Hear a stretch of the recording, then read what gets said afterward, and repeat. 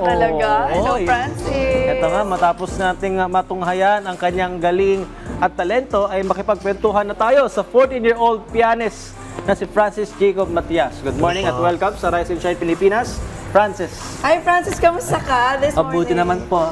Oo, para talagang in the zone ka habang tumutugtog. No? Tapos, feel na feel mo yung music. Ganun tayo mga musician. Tsaka physically inclined, the joke. So, eto, Francis, kwentuhan mo naman kami, paano ka ba nag-start dito sa musical journey mo? Ilang taon ka ba nung nag-start ka mag-piano? Actually, 7 years old po ako nag-start ng piano. 7 years. So, paano yung kwentuhan mo kami, paano yung piano yung napili mo? Tinuruan Maraming ka ba ng instrument, parents diba? mo? Oo. Or talagang parang gusto mo lang i-try itong piano as an instrument?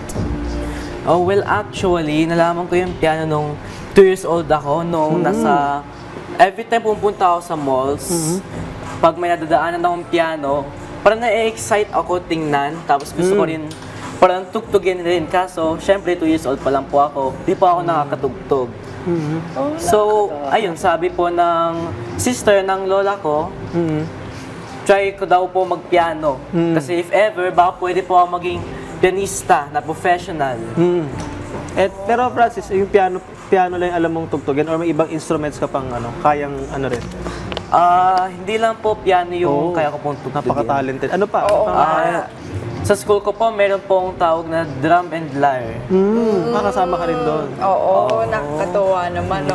At balita namin na nakatanggap ka or makakatanggap ka ng Excellence in Piano Performance Award sa Golden Crown Global Awards. Ano naman yung pakiramdam mo tungkol dito? So, syempre, for me, na-surprise po ako talaga kasi out of every pianista po, ako po talaga yung pinili. Oh, is it like nationwide awarding ba? Nationwide po. Wow, napakagaling naman talaga. So, sa lahat ng mga na-experience mo, for sure, nakaikot-ikot ka. Anong pinaka-memorable for you?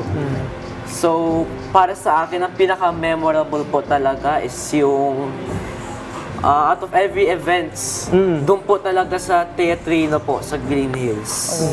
Napakabata pa ni Francis, 14 years old. Ano yung may papayo mo sa iba pang yung mga kumbaga mas bata sa iyo, aspiring din na maging pianist? Any advice for them? So, ang advice ko po is sundan niyo po ang rule na FDD. Yun po yung palagi ko pong tinatandaan. F stands for focus, D, determination, and D, dedication.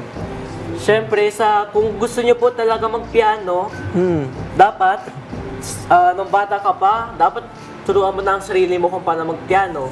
Kailangan po magsikap kung yun po talaga ang inyong talento. At siyempre, determine niyo po kung yun ba talaga yung talento niyo. Because, what if gitara po yung sa inyo or drums? Oy, ang galing. Kumbaga may passion, may calling, tapos may determination. Of course, yung tutulungan mo rin yung iyong sarili. Alright, thank you very much, Patrick, ha? Sana good luck sa'yo. Oo, thank you, Francis.